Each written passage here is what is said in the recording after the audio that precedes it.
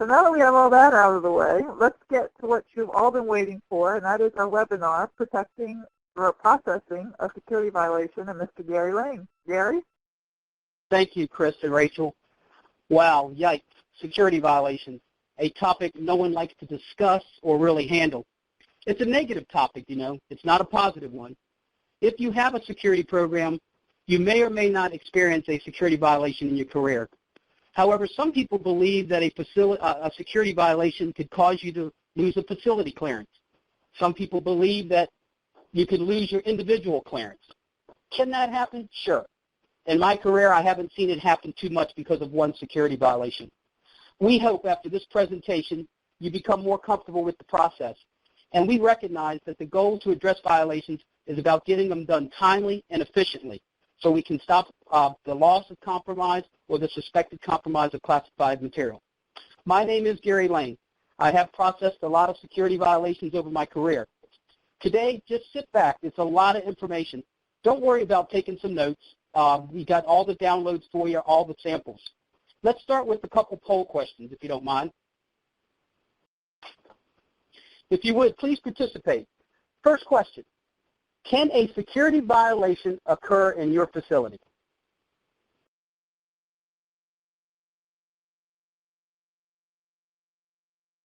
Overall, as I'm watching the results, it's in the 90s that most people said yes, and I'm glad to see that. Even if you're a non-possessing facility and you don't store classified material, you could still have a security violation in your facility. We've had engineers bring stuff to non-possessing facilities and forget to lock it up at night, and the security officer found it the next day. So on the screen, the answer was yes in most facilities. Some of you don't know, and some of you have not experienced it at all. Let me gauge the second question, if you don't mind. Has a security violation occurred in your facility?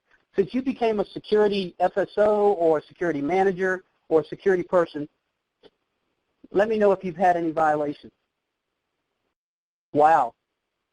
We're up to about 54% have experienced it. So we have some good experience on the line, and you should be able to improve yourself as we go through the process of security violation. Overall, each of you know, as a security manager, as an FSO, as a security professional at a command, if it involves an industrial security violation, it is a requirement of paragraph 1-303 to report security violations timely.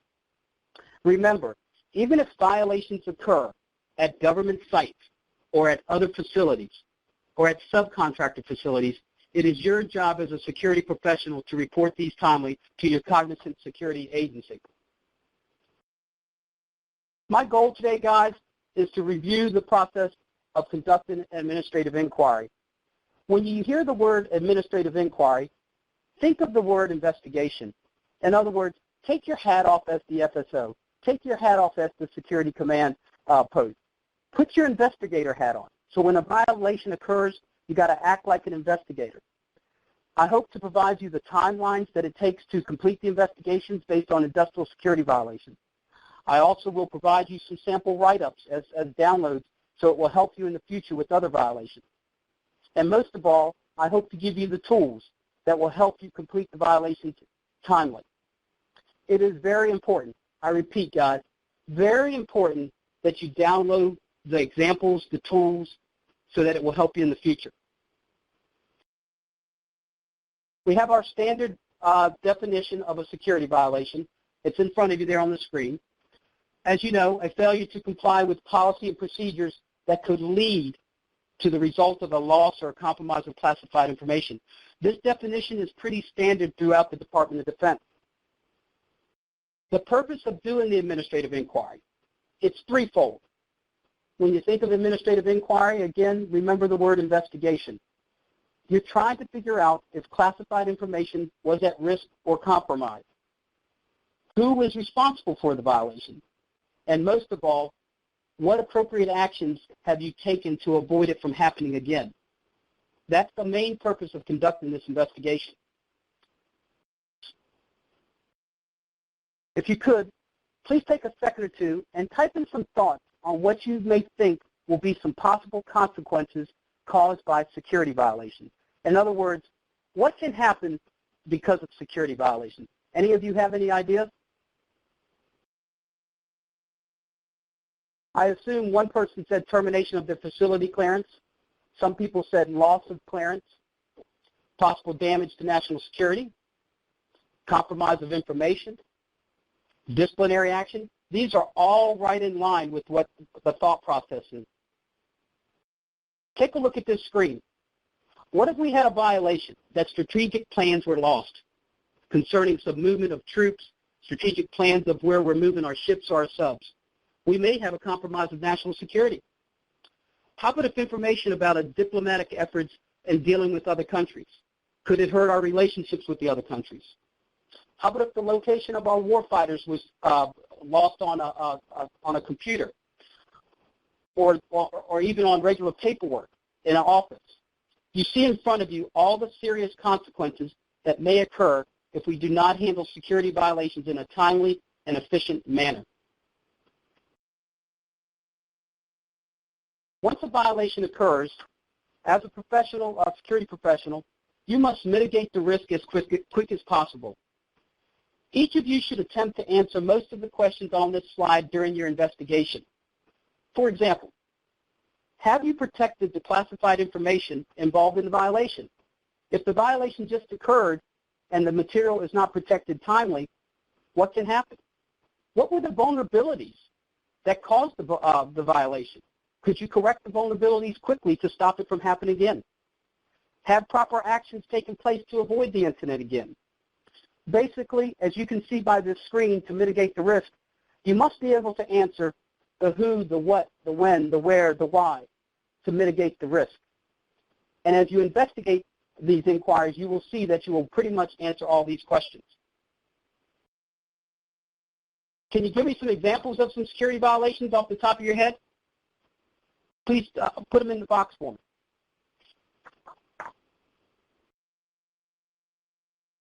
Unlocked safes, data spills,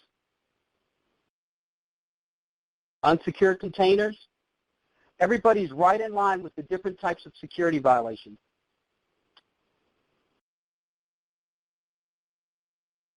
Over the years, you may not believe this or not, but engineers, computer scientists, software developers, all the different professionals, we've had everybody from the welder to the president of companies leave classified material in their desk and not lock it up.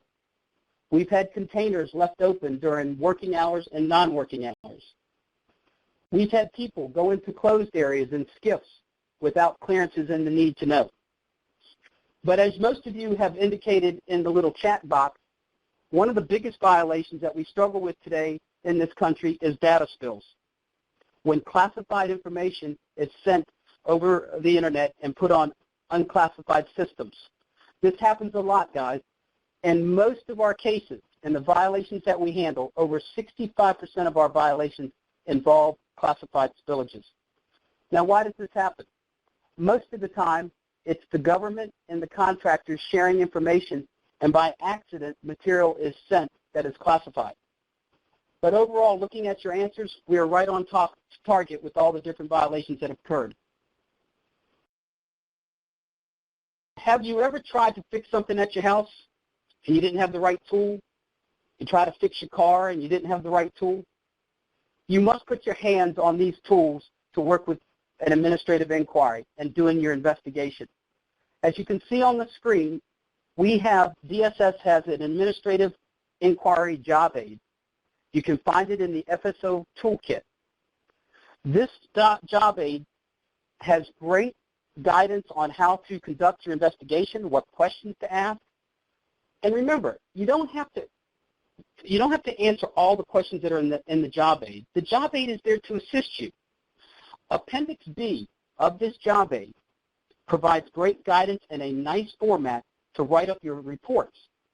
Why create a new tool? We have a tool out there called the Administrative Aid. It has Administrative Job Aid. It has been there since 2011. You'd be shocked on what the reports look like that come into DSS. We're looking for consistency that all the who, what, when, and why questions are answered. please put your hand on this job aid. If it involves a spillage, classified information on an unclassified system, you have to get that cleaned up. So what tool do you use to get the cleanup done? It's called the ODAA process manual. In section 4.5.1, it clearly spells out how to get the cleanup done. So if you have a violation that involves spillage, get a hold of your IT department, and then get a hold of your DSS rep or your security manager, and you can get a hold of this ODAA process manual. So the two tools that you should put into your tool bag to help you with security violations is the Administrative Inquiry Job Aid and the ODAA process manual. Before we move on, do you know the answer to the following questions regarding violations? Take a moment and answer this first question. What is the goal to complete and process a security violation? In other words, how many days do we want to try to work together to complete the violation?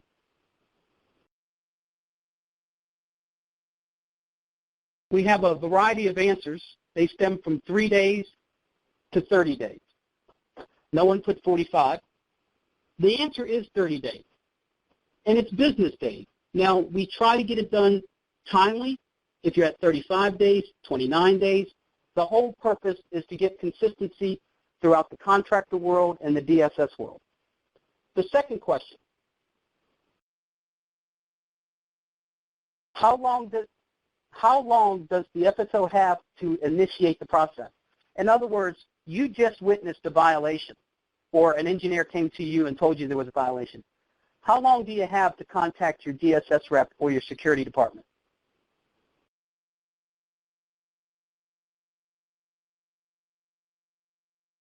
Most of you put 1 day. So we're going to go through the process, and we'll break down the time frames for you. We here at DSS try to give the FSO at least 1 or 2 days to gather their facts.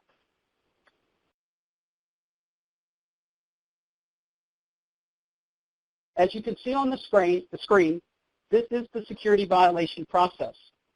Up at the top, you'll see the goal is 30 days. But we've gotten better. We've tried to break down the time frames. So when the violation occurs, the FSO has 1 or 2 days to kind of gather all the details to figure out if it needs to be reported. After they figure it out, they would do an initial report, and the DSS rep would handle it for 3 days. And then the FSO would work on the final report for 15 days, and then give it back to the DSS rep who keeps it for 5 days. I'm looking at the top of the screen there. After the DSS rep has 5 days to review the final report, we give it to our field office chief to try to get it out the door. So in that 30-day time frame, the DSS rep and the FSO are working together to try to get this violation process done within 30 days. It's important for an industry, DSS, and government customers to all be on the same sheet of music. As you all know, some violations can include a lot of contractors and a lot of government commands when there's a spillage. On the next screen, you'll see in red there the preliminary inquiry. That is when you open up your investigation. So for 1 or 2 days, you're getting yourself together to get all the facts. I suggest that you make a security violation file. And in this file, if you interview people, you take all your notes. If you have any pictures that you have to take, any evidence that helps you resolve the violation, you would put into your security file. This is called the preliminary inquiry, just gathering your facts for 1 or 2 days. Now remember this, as you see on the screen, no compromise. If someone left a safe open for 10 minutes while they went to the restroom, and they got caught not locking it, and it was determined that no compromise occurred, and no material was missing from the safe, then when it's no compromise, you do not have to report that to DSS. You would simply do a report, keep it internally, and during your security assessments, when DSS asked you about violations, you would just show them the violations that were no compromise. But in this case on the screen, you see the FSO. We'll call him Bob. Let's pretend Bob does have a loss, a spillage. What would be next? As you can see on the next screen, Bob has to do an initial report because he has determined in the first and second day that some sort of violation occurred that involved a loss. He has to create an initial report. In your downloads today, we have a copy of no compromise reports and copies of initial reports. They are samples. They're not perfect samples. These are to guide you and help you if you ever experience a violation. In your initial report, when you turn it over to DSS, you need to describe the violation. Everything you see in the green box in front of you. Who's the GCA? Who's the government customer? What's the contract number? Are there any special categories involved like NATO information, restricted data, ComSec? Very important that on this first initial report you do the best you can because we understand that some witnesses, some sort of evidence may not be available the first day or two. You're just turning over your initial report. As you see up on the screen, the IS rep, once he gets the initial report, he has 3 days to review it to determine if it's good enough to move forward because the DSS rep has to communicate with the government customer. This is a reminder. An initial report involving secret and confidential. Please try to report it to DSS within 72 hours. We said 1 or 2 days. The max is about 3 days is what we like to look at. If it involves top secret, as each of you know on the phone here today, when it's top secret, it could be grave danger to national security. It says to report it within 24 hours. We do not get a lot of violations involving top secret, but as each of you know, it's very important to report this timely. I suggest when you have a violation involving top secret, you get with DSS very quickly, with the government customer as well, and with any of your prime contractors or your subcontractors, because top secret really could cause some damage to national security. Once you get your initial report together, this is a reminder, when you, if it's an industrial security violation, you need to send a copy to your IS rep, a copy to the field office chief, a copy to the counterintelligence special agent, and if it involves a spillage, you need to send a copy to the information security professional. If you forget to do that, your DSS will remind you. After you turn in your initial report, this is Bob again, what goes on next? As you know, you got to create a final report. How about if a witness was sick and you couldn't interview him? How about if the employee involved in the violation took a few days off after the violation occurred and you couldn't get with them? So now it's time to gather all the facts within 15 days of when the violation occurred. Once you put all this in your file, it's time to start working on the final report. This is when you're answering the who, the what, the where, and the why. In other words, the goal is to put it all together so that that final report can be given to DSS within 15 days. We understand it's not a perfect world. We understand things happen. But again, the goal is to try to get done within 15 days so DSS can work with the violation. When conducting a final report, let's remember a few things. Very important that you contact senior management that something happened in your facility. You do not want to surprise your CEOs, your presidents, your program managers that there was a security violation and you're interviewing a bunch of people. Please include senior management when you're doing an investigation because of a security violation. Remember, you're in charge of the investigation. Interview anybody you think is pertinent to the investigation. This can be your employees, subcontractors that may be at the facility, visitors that happen to be in the facility at the time of the incident. As you each know, you have security consultants that have security clearances and consultants that don't have security clearances. As the controller of this investigation, you have a right to interview any personnel you need to get the answers because of the violation. When appropriate, as the screen says, you have a right to check computer systems, email, cell communication. Your job is to try to get to the truth of why the violation occurred. You gather all these facts so you can prepare the final report. At the end, probably the toughest part is making a determination about what happened. Back in the old days, a lot of people used to say compromise cannot be ruled out. We no longer have that choice. These are the 4 choices that you must make at the end of after you complete your violation report.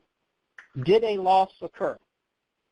If you cannot find the classified material within 15 days or 20 days when you're doing your investigation and you literally cannot find it, common sense tells you that you have a loss of classified information. If an uncleared person who did not have the need to know looked at classified information and it was the violation, you have a compromise. Suspected compromise. Everything you investigate tends to lean that there was something that happened that the material has been compromised. For example, if material was left out for 2 weeks and the cleaning service was in the building every night for 3 hours, you might come up with a suspected compromise. And of course, the last one is no compromise. Most of the time you can tell if you have a no compromise situation from the beginning. But you'd be surprised. After investigating all the facts, sometimes at the end there would be no compromise. Let me remind you, you cannot say compromise cannot be ruled out. I think it may have been compromised. It appears that it was compromised. You cannot make those type of statements. These are the final solutions. Very important slide, guys, that you take a look at this. Loss, compromise, suspected compromise, and no compromise. I have another question for you, just to make sure we're all on the same sheet of music here. How many days does the FSO have to complete the final report?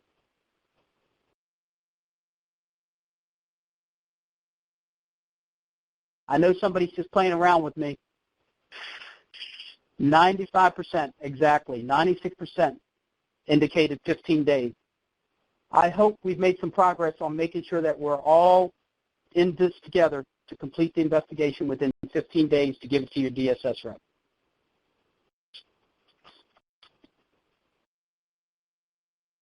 As you know, one of the other hardest parts of doing a security violation is holding someone accountable for the incident. That's called culpability. Paragraph 1-304 of the NISBOM. It clearly states that if a person was deliberate in nature and disregarded security requirements, he could be held culpable. It clearly states that if the person was grossly negligent, he could be held culpable. And the last one, how about if a person has a pattern of neglect or carelessness of handling classified material? It is your job, after you finish the final report, that if a culpability report needs to be done, you will put one together. Today in this session, you have a sample of a culpability report. These reports can be faxed in to PSMOI, Personnel Security Management Office, or they can be put into JPAS. If you find at the end of your investigation that somebody was deliberate, somebody was grossly negligent, or someone has a pattern of doing something over and over again, you will have to file a culpability report. In that report, as you can see in the green box, factual details, then you'll have to have their name, their social security number, level of clearance, and things of that nature. Again, we gave you samples in the downloads. The final report, I'm kind of repeating myself. After 15 days, you put it together so that the DSS rep can have 5 days to review it. In your final report, remember, you have the job aid. And in the job aid, it tells you, fill out the essential facts. On what day did it happen? What caused the problem? Who was involved? Things of that nature. What were the corrective actions? What was the resolution of it? And of course, was someone held accountable? Did you do a culpability report? Appendix B does a nice job of giving you a nice format to finish your final report.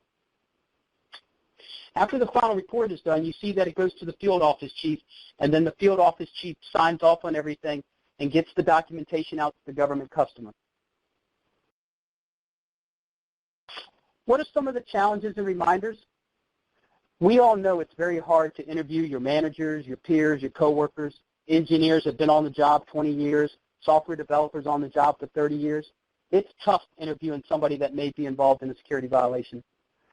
You have to build rapport with your workforce. Get support from management so they know what your job is and what your requirements are to turn in security violations. You are the FSO. You're in total charge of how this violation report will be taken in and what facts will be in there. When in doubt, if you're not sure, communicate with your DSS rep, and he can help you and guide you along the whole way. Very important to remember, some people get confused about spillages. Some people think they're a compromise. In the DSS world, we look at these as a loss. You also, as each of you know, in a facility, you have to have a graduated scale of disciplinary action. Once someone is held culpable, do you suspend them? Do you give them 3 days off? Do you terminate them? Make sure you have a graduated scale of disciplinary action created in your handbook, in your processes and procedures. And also a reminder, if the violation involved the FSO or the KMP, any of your senior KMPs, your DSS will conduct the investigation. My contact information is there on the screen. This is all about partnership with industry. As an FSO or security professional, you have many responsibilities. Perhaps the most important part of this job is handling security violations if they occur. Make sure the details are timely, the corrective actions are done timely. Many of you will not experience a security violation, but if you do, you now have the tools to put your hands on, you have the timelines to get it done, and I've given you some samples that you can go by. There's no reason to panic.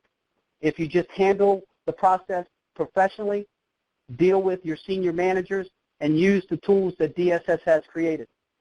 On behalf of Virginia Beach, Virginia Field Office, on behalf of the Southern Region, and behalf of DSS, I truly appreciate your profession as a security professional. I know that security violations can be dreadful sometimes, but it's something we must handle. You are the eyes and ears to protect our warfighter. We are partners in industry. I love this symbol of shaking hands with the government and shaking hands with industry to protect the warfighter and to protect the classified. I appreciate it. Thank you very much, and don't forget your download. Thank you. Okay, thank you.